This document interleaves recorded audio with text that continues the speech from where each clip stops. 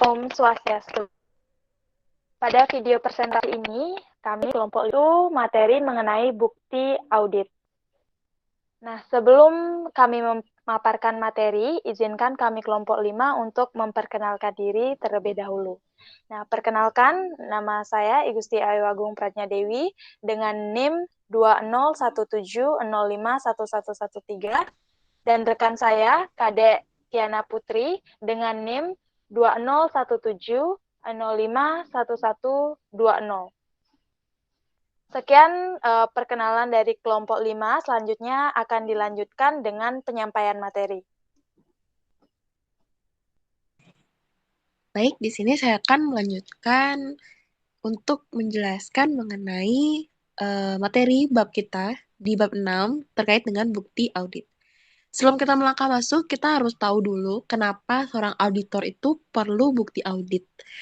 Menurut standar pekerjaan lapangan yang ketiga dari seorang atau dari kegiatan auditing, itu di mana auditor itu diharuskan untuk mengumpulkan bukti yang tepat dan memadai untuk mendukung dikeluarkannya opini audit. Bukti audit itu sangat diperlukan oleh auditor untuk bisa membuat opini yang bisa dipertanggungjawabkan tentunya. Dan pasti udah pada tahu ya, apa itu bukti audit. Jadi bukti audit adalah segala informasi yang digunakan oleh auditor untuk menentukan apakah informasi yang sedang diaudit itu, laporan keuangan yang sedang diaudit itu sudah sesuai dengan kriteria yang udah ditetapkan. Next. Selanjutnya kita akan bahas mengenai hal-hal penting yang dibahas dalam bukti audit. Jadi ada banyak hal-hal penting yang akan kita bahas di materi ini. Yang pertama adalah keputusan bukti audit. Setelah auditor ini mengumpulkan bukti auditnya nih, dia tuh sudah bisa membuat satu keputusan terkait dengan yang pertama, prosedur pengauditan yang akan digunakan.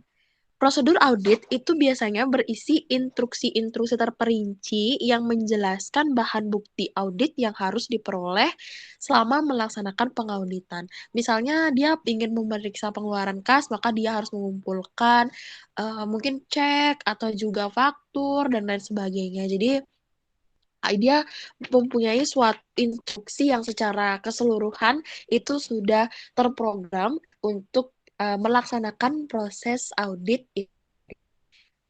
Setelah itu, yang kedua adalah ukuran sampel yang dipilih untuk prosedur tertentu. Setelah memilih prosedur, auditor itu dapat membedakan ukuran sampel dari satu ke seluruh unsur dalam populasi yang diuji. Maksudnya nih, misalnya auditor itu memilih sekitar 50 sampel cek dari misalnya 6.600 cek yang ada di perusahaan tersebut. Nah, keputusan mengenai berapa banyak unsur yang harus diuji itu harus dibuat oleh auditor untuk setiap prosedur audit. Jadi ukuran sampel untuk prosedur yang berbeda itu bakal ukuran sampelnya juga berbeda sesuai dengan tujuan dari audit itu sendiri.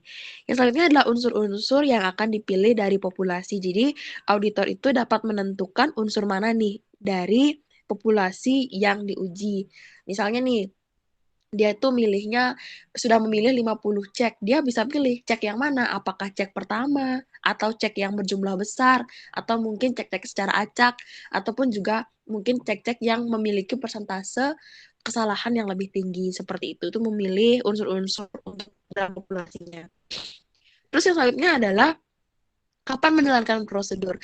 Jadi penetapan waktu yang diinginkan auditor dan juga klien. Jadi kadang klien itu kan pinginnya supaya cepat, tapi dari auditor harus menyesuaikan. Jadi bakal ada penempatan waktu atau penempatan waktu antara kebutuhan dari klien dan juga kemampuan dan juga keperluan waktu dari auditor itu sendiri. Next. Selanjutnya adalah keandalan bukti. Jadi bukti-bukti yang digunakan oleh auditor ya nggak sembarangan bukti ya guys ya. Jadi bukti-bukti yang digunakan oleh auditor itu harus mencangkup dua unsur yaitu ketepatan dan juga kecukupan. Yang kita bahas pertama adalah ketepatan. Ketepatan adalah sebuah pengukuran terhadap kualitas bahan bukti, yang berarti bahan bukti tersebut itu harus relevan dan juga andal dalam memenuhi tujuan audit untuk kelompok-kelompok transaksi, saldo akun, maupun pengungkapan terkait. Yang pertama kita bahas adalah relevansi dari bukti. Bahan bukti harus terkait ataupun relevan terhadap tujuan audit yang telah diuji sebelumnya oleh auditor sebelum bahan bukti tersebut dikatakan tepat. Relevansi di sini dimaksudkan bahwa bukti-bukti tersebut itu harus bisa memenuhi dan juga membuktikan hal-hal yang ingin dicari tahu sama auditor. Tapi relevansi itu biasanya hanya terkait untuk tujuan khusus audit. Jadi karena bahan bukti itu kan uh, bisa saja uh, bisa saja relevan untuk satu tujuan, tapi tidak relevan untuk tujuan yang lain. Nah, kebanyakan bahan bukti itu biasanya relevan untuk lebih dari satu, namun tidak semua itu untuk tidak misalnya lebih daripada satu tujuannya, tapi tidak untuk semua tujuan audit itu sendiri. Next adalah keandalan bukti. Jadi keandalan bukti di sini dimaksudkan adalah mengacu pada tingkat di mana bahan bukti itu dapat dipercaya ataupun layak dipercaya. Seperti relevansi, jika bukti dianggap meyakinkan, akan sangat membantu auditor untuk yakin bahwa laporan keuangan itu telah disajikan secara wajar. Ada 6 karakteristik keandalan bahan bukti. Yang pertama adalah independensi dari pemberi informasi. Nah, biasanya pihak-pihak seperti bank, penasehat hukum, ataupun pelanggan itu biasanya lebih dianggap andal dibandingkan dengan jawaban yang diterima dari hasil tanya jawab dengan klien. Jadi, independensi dari pemberi informasi bisa saja membuat informasi itu lebih andal, tapi dokumen yang dianggap itu juga bisa jadi dokumen yang lebih handal. Selanjutnya adalah efektivitas pengendalian internal klien. Jadi, jika pengendalian internal klien itu efektif, maka bahan buktinya juga lebih handal dibandingkan jika pengendalian internal dari klien itu lemah. Contohnya, seperti misalnya penjualan dan penagihan, kalau efektif ya handal. Sedangkan kalau misalnya lemah ya mungkin saya tidak memadai bahan buktinya, seperti itu. Selanjutnya adalah pengetahuan langsung auditor. Jadi bahan-bahan bukti yang didapatkan melalui pemeriksaan fisik, pengamatan, perhitungan ulang, dan juga pemeriksaan itu bakal jauh lebih handal daripada informasi yang diterima secara tidak langsung. Misalnya nih, auditor itu menghitung laba kotor pada penjualan sekarang, terus dibandingkan dengan periode sebelumnya. Bahan bukti seperti ini itu pasti lebih handal karena auditor melaksanakan perhitungan langsung. Selanjutnya adalah kualifikasi individu yang memberikan informasi. Meskipun nih, misalnya sumber informasinya itu independen, tapi bakal lebih andal jika pemberi informasi itu paham dengan hal-hal yang bakal kita tanyakan. Misalnya, kita nanya piutang, pasti lebih handal kepada orang-orang yang tahu bisnis. Begitupun dengan auditor. Kalau auditornya nggak handal, iya itu bisa saja mempengaruhi untuk kemampuan mengevaluasi bahan bukti tersebut. Selanjutnya adalah tingkat objektivitas. Jadi objektivitas itu dapat diandalkan dibandingkan dengan bahan bukti yang memerlukan penilaian untuk menentukan apakah bahan bukti tersebut benar adanya. Dan yang terakhir adalah ketepatan waktu. Ini sudah jadi rahasia umum kalau ketepatan waktu itu hal yang sangat penting dalam audit. Ketepatan waktu dalam bukti audit mengacu pada kapan bahan bukti tersebut dikumpulkan atau periode yang dicakup dalam audit tersebut. Itu aja terkait dengan karakteristik dari keandalan. Selanjutnya kita akan melanjutkan presentasi ke kecukupan bukti. Keandalan bukti yang kedua yaitu kecukupan. Kecukupan itu adalah ketika kuantitas bahan bukti yang didapatkan itu mencerminkan kecukupan. Kecukupan itu bahan buktinya umumnya berdasarkan ukuran sampel yang dipilih oleh auditor. Bahan bukti yang didapatkan dari sampel itu yang berjumlah 100 biasanya tuh lebih memadai daripada sampel yang berjumlah 50. Jadi kadang ukuran sampel itu sangat berpengaruh ya terhadap proses auditing. Nah, setelah itu, selain ukuran sampel, setiap unsur yang diuji akan mempengaruhi kecukupan bahan bukti. sampel yang berisi unsur-unsur populasi dengan nilai nominal biasanya rupiah yang tinggi, terus unsur-unsur yang memiliki kemungkinan salah saji yang tinggi, unsur-unsur yang mewakili populasi itu biasanya dianggap memadai. Sebaliknya, kebanyakan auditor menganggap sampel itu tidak memadai jika hanya berisi satu unsur yang memiliki nilai nominal tertinggi dari populasi, kecuali jika unsur tersebut merupakan porsi terbesar dari jumlah total populasi. Next, kita bakal lanjutkan ke beberapa hal penting terkait dengan bukti auditing. Yang pertama adalah dampak gabungan. Dampak gabungan itu adalah ketika dampak keandalan. Tadi kan ada dua, ketepatan sama kecukupan. Jadi dampak keandalan itu bahan bukti itu dihasilkan setelah mempertimbangkan gabungan dari ketepatan dan kecukupan. Jadi sejumlah besar sampel bahan bukti yang diberikan oleh pihak yang independen tidak akan menjadi andal kecuali jika bahan bukti tersebut relevan dengan tujuan audit yang sedang diuji. Begitupun pula, sejumlah besar sampel bahan bukti yang relevan namun tidak objektif juga dapat menjadi hal yang andal. Demikian pula jika sampelnya kecil, dari 2-3 bahan bukti yang sangat tepat juga biasanya kurang andal. Jadi, dampak gabungan ini itu sangat berpengaruh loh terhadap proses auditing itu sendiri. Dengan demikian itu auditor itu dapat mendapatkan cukup bahan bukti yang relevan, terus handal juga. Jadi kombinasi dari keputusan-keputusan ini tadi yang sempat kita bahas, ketepatan dan juga kecukupan dalam praktiknya itu akan sangat membantu dan juga sangat menggambarkan kehandalan dari informasi. Itu disebut dengan dampak gabungan. Terus yang kedua adalah keandalan dan juga biaya. Dalam membuat keputusan tentang bahan bukti suatu pengeditan, baik kendala maupun biaya itu juga adalah hal yang sangat dipertimbangkan. Karena tujuan auditor adalah mendapatkan bahan bukti yang tepat dengan jumlah yang memadai dengan biaya yang serendah mungkin. Seperti itu. Next.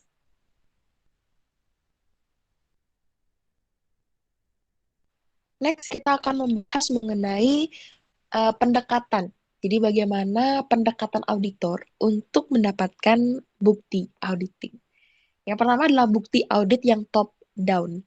Ini biasanya auditor berfokus terhadap mendapatkan pemahaman dulu. Jadi auditor melakukan riset terlebih dahulu bagaimana bisnis. Terus industri kliennya tuh kayak gimana sih? Terus tujuan manajemen kliennya, bagaimana manajemennya itu menggunakan sumber dayanya agar mencapai tujuan dari organisasi ataupun dari entitasnya sendiri. Keunggulan keunggulan entitas itu apa? Terus keunggulannya dalam pangsa pasar itu apa? Dan juga proses bisnis utama serta inti dan laba serta arus kas yang dihasilkan. Bukti top down ini itu biasanya dimulai dengan pendekatan auditornya dulu gitu ke perusahaannya secara bagaimana dia menelaah bisnisnya seperti apa, terus manajemennya itu seperti apa. Dan bukti top down ini dengan bukti audit yang bottom up. Bottom up itu berorientasi pada pengujian secara langsung. Jadi dia langsung ke uh, pemahaman auditor, langsung ke transaksi, terus saldo akunnya, terus sistem mencatatnya seperti apa, sistem yang mencatat transaksi tersebut yang menghasilkan saldo akun. Setelah itu, bukti ini mencakup beberapa bentuk penarikan sampel transaksi atau penarikan sampel terinci yang menjadi pendukung saldo akun, serta mengevaluasi kewajaran penyajian rincian akumulasi transaksi akuntansi dalam laporan keuangan. Kalau misalnya top down ini dari pemahaman, sedangkan masuk mana keuangan akun dan juga lain sebagainya.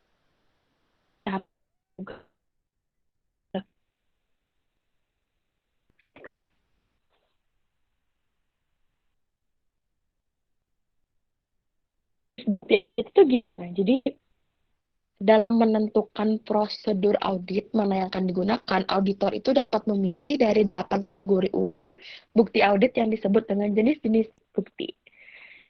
Jadi kita bakal bahas ada 8 jenis bukti audit. Jadi makna. Pertama adalah pemeriksaan. Jadi pemeriksaan fisik merupakan pemeriksaan atau perhitungan yang dilakukan oleh auditor atas aset berwujud. Jadi yang memang benar-benar ada secara fisik.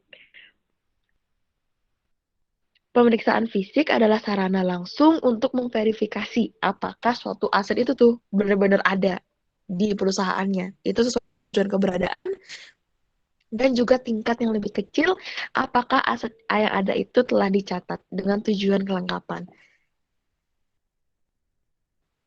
Pemeriksaan ini dianggap sebagai salah satu bukti yang paling andal dan berguna. Namun, dalam beberapa kasus, pemeriksaan bahan-bahan bukti ini untuk memverifikasi bahwa aset ini benar-benar klien dan banyak auditor itu yang tidak memiliki kompetensi untuk menilai faktor kualitatif seperti keaslian. Mungkin kan ya fisik ini karena kadang beberapa auditor itu tidak memiliki kompetensi untuk menilai faktor kualitatif seperti keaslian dari fisiknya seperti itu. Next. Yang kedua adalah konfirmasi. Kita baca dulu yang di slide bahwa konfirmasi merupakan jawaban lisan ataupun yang diterima dari pihak ketiga yang independen untuk melakukan verifikasi atas informasi yang diminta oleh auditor. Konfirmasi tertulis lebih memudahkan untuk melakukan pemeriksaan ulang, juga memberikan bukti yang baik untuk menunjukkan konfirmasi yang sudah diterima. Kalau konfirmasinya datang itu berbentuk tulisan, itu biasanya lebih handal daripada yang cuma berbentuk lisan seperti itu. Karena dia tertulis, jadinya kita bisa buat misalnya seperti form kosong, kemudian kita bisa isikan mereka dapat memasukkan konfirmasi informasi dan meminta penerima itu untuk menandai apakah ia setuju atau tidak dengan informasi yang kita berikan. Itu juga bisa ada dokumennya, jadi lebih handal. Nah, konfirmasi itu ada dua, ada konfirmasi positif dan juga konfirmasi negatif. Dia disebut positif ketika pihak independen itu mau memberikan informasi untuk kita. Mau dia positif di respon itu dengan konfirmasi. Sedangkan peran dan melalui form kosong juga tertulis maupun lisan seperti yang tadi kita bilang. Terus contohnya apa nih? Contoh bukti apa dan apa? Itu mungkin kita bisa tanya kalau tanya utang dagang mungkin bisa tanya di pelanggan. Ingin bertanya tentang utang dagang mungkin kita bisa tanya ke kreditor. Saham yang beredar bisa kita konfirmasikan ke petugas pendaftar saham. Dan perlindungan asuransi bisa kita konfirmasi di perusahaan asuransi seperti itu. Jadi ada beberapa lembaga entitas yang lihat mungkin di internet lebih lengkap lagi. Next.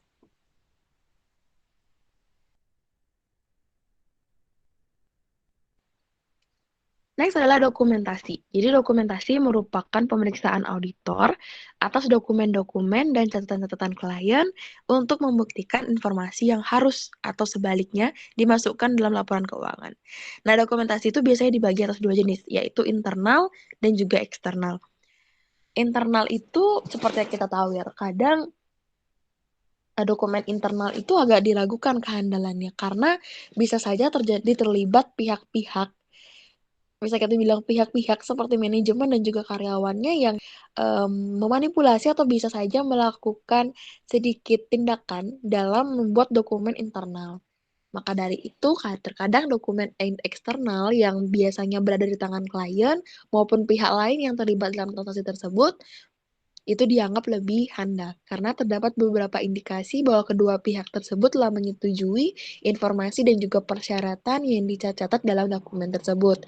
Sehingga dokumen eksternal itu dianggap sebagai bukti yang lebih handal dibandingkan dengan dokumen internal. Beberapa dokumen eksternal seperti hak kepemilikan atas tanah, polis asuransi, persetujuan pinjaman, dan kontrak-kontrak lainnya itu memiliki keandalan yang sangat tinggi karena dokumen tersebut biasanya selalu disiapkan dengan sangat hati-hati dan seringkali telah ditelaah dengan penasehat hukum maupun para ahli yang berkompeten di bidangnya. Seperti itu.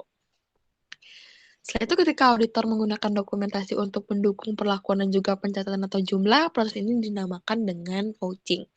Untuk memverifikasi transaksi-transaksi pembelian yang telah dicatat, auditor dapat sebagai contoh memverifikasi ayat-ayat jurnal dalam melakukan pengujian terhadap faktur, sehingga barang dan tujuan keterjadian itu dapat terpenuhi. Namun jika auditor menelusuri dari laporan penerimaan ke jurnal pembelian untuk memenuhi tujuan kelengkapan, hal ini tidak dapat jika disebut vouching. Ini disebut dengan tracing, seperti itu. Next.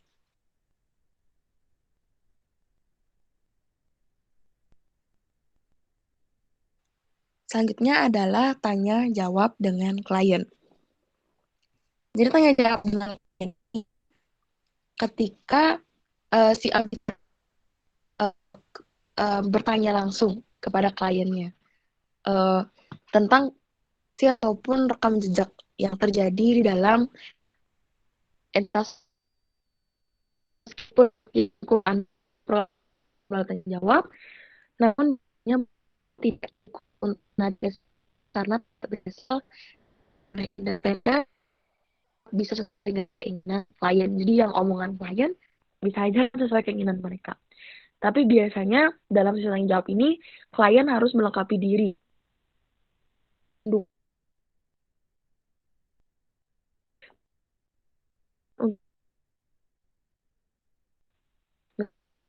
Audit menginformasi metode klien. Nah, audit melakukan bagaimana audit melakukan audit untuk menentukan apakah transaksi tersebut dicatat dan disahkan sesuai dengan cara yang telah disebutkan klien. Seperti itu. Next. Next adalah perhitungan ulang. Yang hal ini adalah mencakup pengecekan ulang atas contoh-contoh perhitungan yang dilakukan klien. Pengecekan ulang atas perhitungan klien untuk pengujian atas keakuratan dan juga matematis klien. Jadi, biasanya penghitungan ulang ini, auditor itu biasanya mengecek kembali perhitungan-perhitungan yang sudah dilakukan oleh entitas seperti peningkatan faktur-faktur penjualan dan persediaan, penambahan jurnal-jurnal dan catatan pendukung, serta pengecekan atas perhitungan beban depresiasi dan beban dibayar di muka. Sebagian besar perhitungan ulang yang dilakukan auditor saat ini sudah dilakukan dengan program kerja ataupun program komputer audit. Next.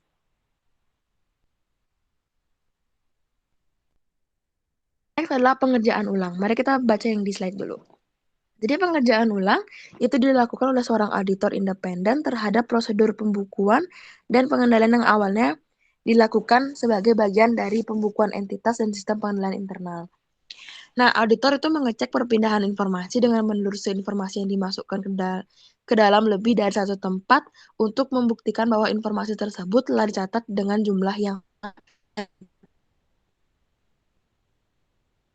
biasanya buat batas pengujian untuk meyakini bahwa informasi dalam jurnal penjualan telah dimasukkan dalam akun pelanggan sebelumnya dan dengan jumlah yang benar di catatan pendukung piutang dagang setelah diiktisarkan secara akurat dalam buku besar. Seperti itu. Next. Next adalah pengamatan. Kita baca ini slide dulu. Jadi pengamatan adalah penggunaan pasca indera untuk menilai aktivitas klien. Sepanjang melakukan penugasan terhadap klien, auditor mendapatkan kesempatan untuk menggunakan pasca indera mereka untuk mengevaluasi banyak hal. Penglihatan, pendengaran, sentuhan, dan juga penciuman. Dan terkadang auditor itu bisa saja datang ke tempat mereka dan juga ke tempat entitas tersebut, misalnya produksinya seperti apa, dan juga mereka dapat membuat opini, walaupun tidak handal, dengan mengamati mereka secara langsung. Dengan demikian, sangat penting untuk melakukan tindak lanjut terhadap kesan umum yang diperoleh auditor dengan bukti-bukti pendukung lainnya. Jadi setelah mereka datang mendapatkan mereka seperti asn umum, itu bakal didukung lagi dengan bukti-bukti pendukung lainnya. Nah, jadi tadi kan saya harus sempat menjelaskan ada 8 jenis kan. 8 jenis bukti audit. Jadi ada pemeriksaan fisik, konfirmasi, dokumentasi, tanya jawab dengan klien, perhitungan ulang, dan pengerjaan sama. Dan ada satu jenis lagi, itu namanya prosedur analitis. Jadi prosedur analitis ini bisa dibilang adalah prosedur analitis sangat penting, sehingga prosedur ini diharuskan selama fase perencanaan dan juga penyelesaian atas semua audit. Prosedur ini tuh isinya memakai dan sains, menilai kemampuan entitas untuk melanjutkan usaha, mengidentifikasi adanya kemungkinan salah saji, mengurangi pengujian audit terperinci. Nah, untuk jenis ini bakal lebih dikaji lagi sama rekan aku yang akan membawakan materi berikutnya. Kepada Agung, dipersilakan. Baik, terima kasih. Jadi, materi selanjutnya adalah prosedur audit. Nah, sebelum kita ke prosedur auditnya, kita lebih baiknya mengetahui pengertian dari prosedur audit terlebih dahulu. Nah, menurut Ahrens dan Lobeck, prosedur audit itu adalah langkah-langkah terinci yang biasanya dicatat dalam bentuk petunjuk-petunjuk dalam pengumpulan satu jenis bukti audit yang harus diperoleh pada waktu tertentu selama proses audit. Nah, dengan kata lain, proses audit ini adalah metode yang digunakan untuk mengumpulkan dan mengevaluasi bukti audit.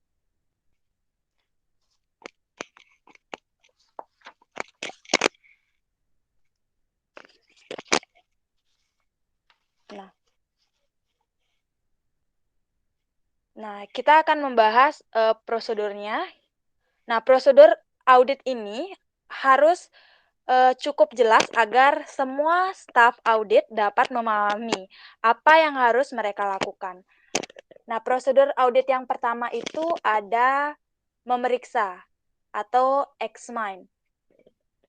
Nah, pengertiannya itu pengamatan terinci terhadap dokumen atau catatan untuk menentukan fakta mengenai dokumen dan catatan tersebut. Nah, catatan itu kita dapat ilustrasikan proses audit memeriksa ini dengan contohnya pemeriksaan sampel faktur pemasok untuk menentukan apakah barang dan jasa yang diterima sudah sesuai dan bisa digunakan dalam usaha auditan. Nah, jenis bukti dari prosedur pertama ini adalah jenis bukti dokumentasi. Yang kedua, dalam prosedur audit ada melihat atau scan. Nah, definisinya adalah pemeriksaan lebih lanjut dengan melihat apakah terdapat hal yang tidak biasa yang dapat diselidiki lebih lanjut. Nah, yang prosedur pertama itu kan memeriksa. Nah, jadi pemeriksaan yang kurang terinci atas dokumen dan catatan itu dilihat lebih lanjut. Apakah terdapat hal yang tidak biasa yang dapat diselidiki lebih lanjut. Nah, ilustrasi dari prosedur audit ini itu contohnya melihat jurnal penjualan untuk melihat transaksi yang besar dan tidak biasa. Nah, jenis bukti audit yang timbul dari prosedur yang kedua ini adalah prosedur analitis. Nah, yang ketiga ada prosedur membaca atau read. Nah, definisi dari read ini adalah pemeriksaan terhadap informasi tertulis untuk menentukan fakta yang berkaitan dengan audit. Nah, ilustrasi prosedur audit ini contohnya membaca notulen rapat manajemen dengan ringkas. Semua informasi yang berkaitan dengan laporan keuangan. Nah, jenis yang timbul dari prosedur ini, jenis bukti audit yang timbul dari prosedur audit ini adalah dokumentasi. Selanjutnya yang keempat ada prosedur menghitung atau compute. Nah, perhitungan ini adalah dilakukan sendiri oleh auditor independen maupun dari auditan. Nah, ilustrasi prosedur audit ini adalah contohnya menghitung rasio anggaran belanja dan pendapatan terhadap realisasinya. Nah, jenis bukti audit yang timbul dari prosedur audit keempat ini adalah prosedur analitis. Yang selanjutnya, prosedur kelima yaitu menghitung kembali atau recompute. Nah, definisinya adalah perhitungan yang dilakukan untuk menentukan apakah perhitungan auditan benar atau tidak. Nah, ilustrasi prosedur audit ini contohnya menghitung kembali harga per unit dikalikan jumlah unit dalam sampel faktor pemasok dan membandingkan totalnya dengan perhitungan yang sudah disediakan dari perhitungan dari prosedur yang sebelumnya. Nah, jenis bukti audit yang timbul dari prosedur audit ini adalah pelaksanaan kembali. Yang keenam ada prosedur audit menjumlahkan atau food. Nah, definisinya ini adalah menjumlahkan angka-angka di setiap detailnya untuk menentukan apakah jumlahnya sama dengan catatan auditan yang sudah disediakan. Nah, ilustrasi prosedur audit ini contohnya menjumlahkan sampel dari jurnal pembelian untuk periode 1 bulan dan dibandingkan kembali jumlahnya dengan jumlah dalam buku besar. Nah, jenis bukti audit yang timbul dari prosedur keenam ini adalah pelaksanaan kembali. Selanjutnya adalah yang ketujuh ada prosedur audit menelusuri atau trace. Nah, menelusuri ini adalah menelusuri petunjuk yang biasanya berkaitan dengan dokumentasi atau pelaksanaan kembali.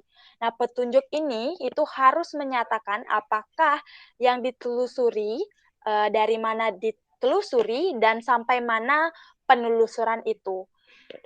Ilustrasi dari prosedur audit menelusuri ini adalah contohnya menelusuri sampel transaksi belanja dari jurnal belanja ke faktor pemasok atau kontrak kerja dan membandingkan nama pemasok, tanggal, dan total jumlah rupiah pembelian.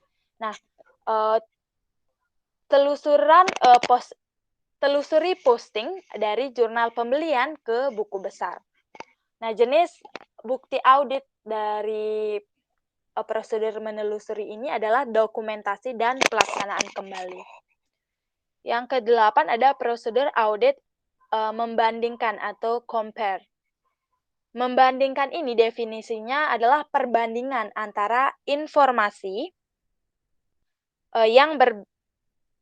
perbandingan antara informasi yang berbeda di dua tempat berbeda. Nah, petunjuk itu harus menunjukkan informasi. Apakah yang dibandingkan itu dibandingkan serinci dan sepraktis mungkin, seperti itu. Nah, ilustrasi prosedur audit ini contohnya membandingkan harga per unit di faktur pemasok dengan harga standar menurut anggaran. Jenis bukti audit dari prosedur ke-8 ini adalah dokumentasi. Yang kesembilan ada menghitung atau count.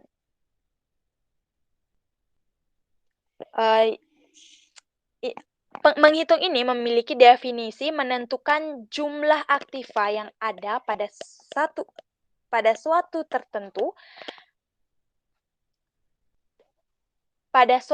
tertentu. Istilah ini hanya digunakan berhubungan dengan jenis bukti audit pemeriksaan fisik. Nah, ilustrasi prosedur audit ini adalah menghitung langsung sampai 100 item persediaan dan membandingkan jumlah dengan keterangan dalam perhitungan auditan. Jenis bukti audit yang ke-9 ini adalah pemeriksaan fisik. Nah, dari tadi itu kita sudah menemukan dua prosedur menghitung. Jadi ada perbedaan dari dua prosedur itu. Yaitu yang pertama itu menghitung dengan compute dan menghitung dengan count. Jadi prosedur count, menghitung atau count ini adalah menghitung secara fisik. Pemeriksaannya itu secara fisik, menghitungnya langsung sampai seberapa item, 1 sampai 100 item, 100 sampai 1000 item. Nah, perhitungannya itu secara fisik. Namun jika menghitung secara menghitung di definisi compute itu perhitungannya itu dilakukan dengan rasio gitu, rasio dari catatan seperti itu, tidak langsung ke fisik. Nah, prosedur yang ke-10 itu ada mengamati atau observe.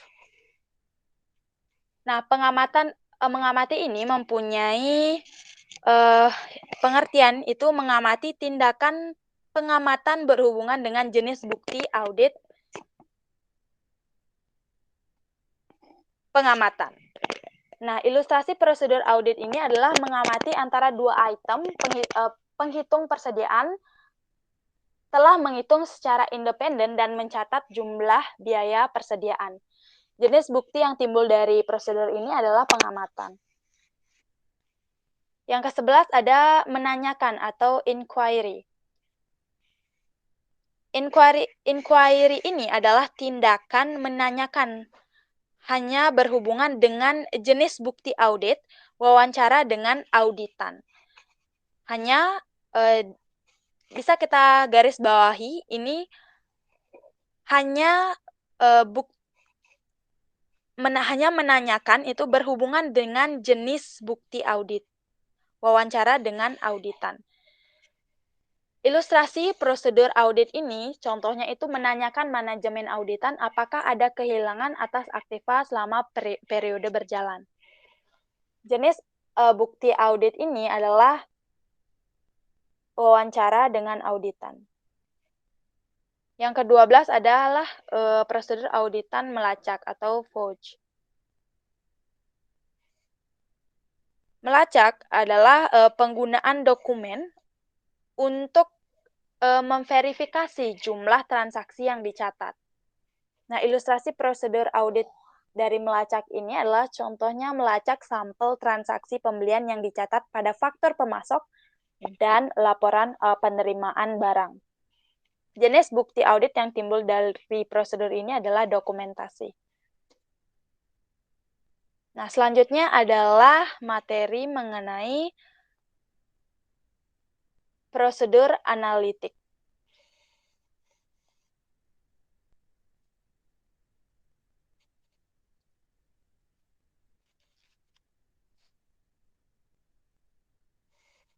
Nah, jadi pengertian prosedur analitik ini adalah merupakan suatu evaluasi terhadap informasi keuangan yang telah dibuat dengan mempelajari hubungan yang rasional antara data keuangan yang satu dengan data keuangan yang lainnya, atau antara data keuangan dengan data non-keuangan. Tujuan dari prosedur analitik ini adalah yang pertama itu membantu auditor dalam merencanakan sifat, saat, dan lingkup prosedur audit lainnya. Yang kedua adalah sebagai pengujian substansif untuk memperoleh bukti tentang asersi tertentu yang berhubungan dengan saldo akun atau jenis transaksi.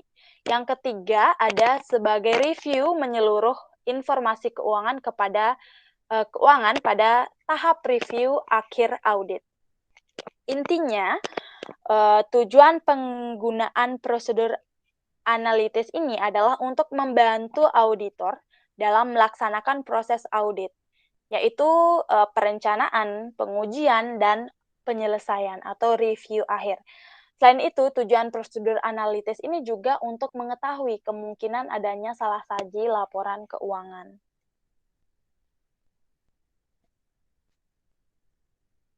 Selanjutnya adalah jenis-jenis prosedur dari analitis.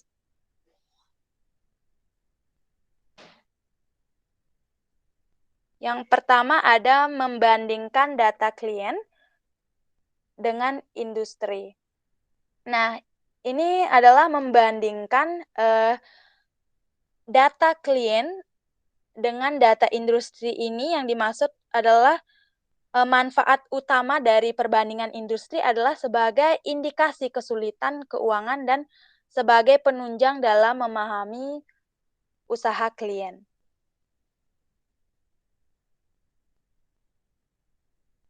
Selanjutnya ada membandingkan data klien dengan data periode sama yang sebelumnya. Selanjutnya ada prosedur membandingkan data klien dengan hasil dugaan yang telah ditentukan klien sebelumnya.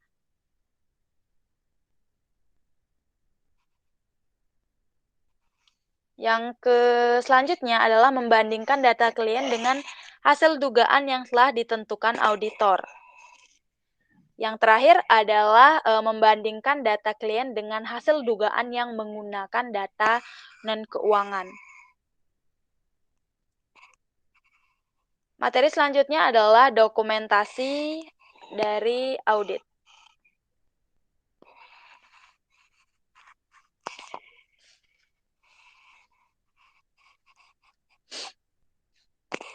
Nah, dokumentasi audit ini memiliki pengertian standar audit yang menyatakan bahwa standar audit itu menyatakan bahwa dokumentasi audit adalah catatan utama tentang prosedur auditan yang diterapkan, bukti yang diperoleh, dan kesimpulan yang dicapai auditor dalam melaksanakan penugasannya. Nah, dokumentasi audit juga dapat dianggap sebagai kertas kerja dan data audit. Nah, contoh dari dokumentasi atau kertas kerja ini adalah ada program audit, analisis, memorandum, surat konfirmasi, representasi, ikhtisar dari dokumen-dokumen perusahaan, dan daftar atas komentar yang dibuat atau diperoleh auditor. Kertas kerja dapat pula berupa data yang disimpan dalam pita, magnetik, film, atau media yang lainnya. Nah, tujuan akhir dokumentasi audit ini adalah untuk membantu auditor dalam memberikan opini yang beralasan bahwa pengauditan telah dilakukan dengan memadai sesuai dengan standar audit.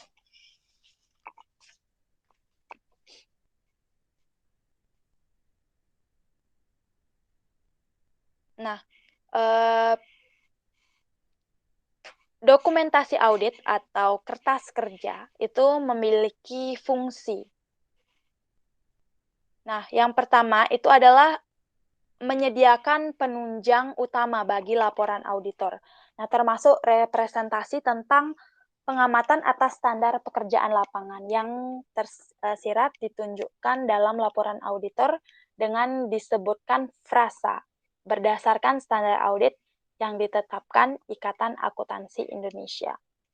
Yang kedua ada membantu auditor dalam melaksanakan dan supervisi. Yang kedua ada membantu auditor dalam pelaksanaan dan supervisi audit.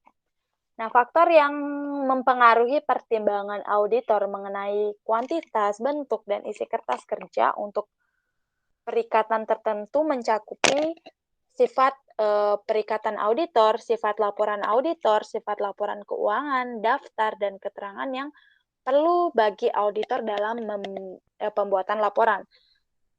Yang keempat ada sifat dan kondisi catatan klien. Yang kelima ada tingkat risiko pengendalian taksiran. Yang terakhir adalah kebutuhan dalam keadaan tertentu untuk mengadakan supervisi dan review atas pekerjaan yang dilakukan para asisten. Nah, adapun isi dari kertas kerja itu adalah kertas kerja. Biasanya harus berisi dokumentasi yang memperlihatkan. Yang pertama, pekerjaan telah direncanakan dan disupervisi dengan baik. yang menunjukkan diamatinya standar pekerjaan lapangan yang pertama. Yang kedua, isinya harus memisi pemahaman memadai atas pengendalian terhadap intern telah diperoleh untuk merencanakan audit dan menentukan sifat, saat, dan lingkup pengujian yang telah dilakukan. Nah, isi yang ketiga adalah bukti audit yang telah diperoleh, prosedur audit yang telah diterapkan, dan pengujian yang telah dilaksanakan. Memberikan bukti kompeten yang cukup sebagai dasar memadai untuk menyatakan pendapat atas laporan keuangan auditan yang menunjukkan diamatinya standar pekerjaan lapangan ketiga. Nah, kepemilikan dokumen atau kertas kerja audit. Nah, kertas kerja adalah milik auditor, namun hak dan kepemilikan atas kertas kerja ini masih tunduk pada pembatasan yang diatur dalam aturan etika kompartemen akuntansi publik yang berkaitan dengan hubungan yang bersifat rahasia dengan klien. Nah, dari definisi itu, dapat kita kembangkan itu dokumen audit yang disusun selama menjalankan kontrak kerja, termasuk daftar-daftar yang disiapkan oleh klien untuk auditor merupakan milik auditor. Satu-satunya saat di mana orang lain atau klien memiliki hak ilegal untuk melakukan pemeriksaan atas dokumen audit adalah ketika hal tersebut diminta oleh pengadilan sebagai bukti hukum. Nah, selama menjalankan pengauditan itu, pasti auditor mendapatkan sejumlah besar informasi dari klien yang sifatnya rahasia, seperti contohnya gaji pegawai, nah penentuan harga produk, rencana pemasaran, serta data biaya produksi. Nah, jika auditor ini membocorkan informasi kepada pihak luar atau kepada pegawai klien yang tidak memiliki wewenang atas data tersebut, maka hubungan auditor dengan manajemen akan sangat terancam. Lebih jauh, memiliki akses terhadap dokumen audit akan memberikan kesempatan pada pegawai klien ini untuk mengubah isi data tersebut. Untuk alasan tersebut, maka auditor harus sangat hati-hati dalam menjaga dokumen audit sepanjang waktu.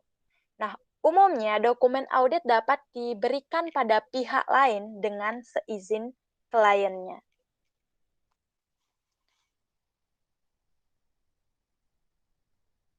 Materi selanjutnya adalah penyimpanan dokumen atau kertas kerja audit.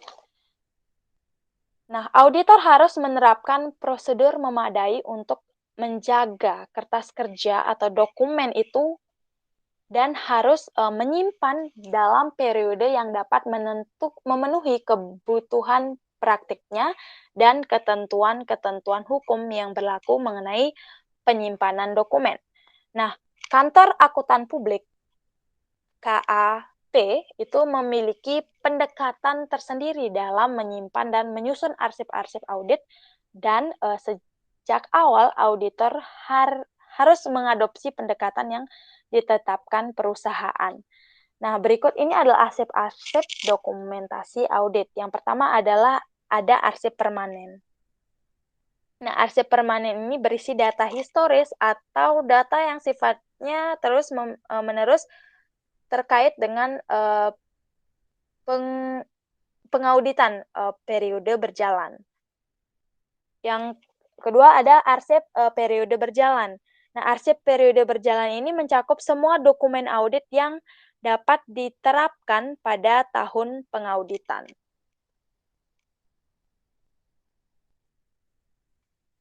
Nah, baik, sekian presentasi dari kelompok 5 pada kesempatan kali ini.